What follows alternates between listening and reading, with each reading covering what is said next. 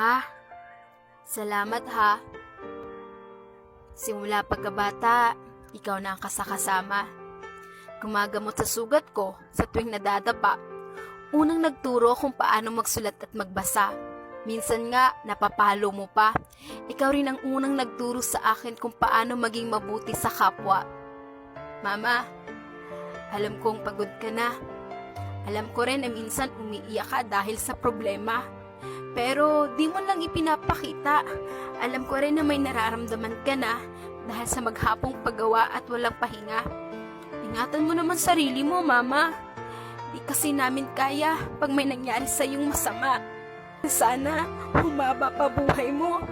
Gusto ko kasi makita mo na magtagumpay ako at masuklian naman lahat ng paghihirap mo.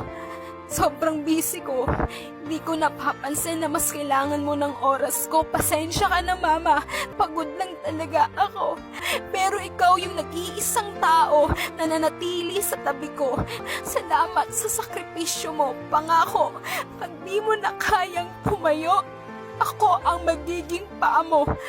Alam ko darating ang araw na kailangan mo na kaming iwan. Nakukwento ko sa magiging anak ko kung gaano kabuting ina at ibabahagi ko ang mga payo mo sa kanila. Mama, mahal na mahal kita.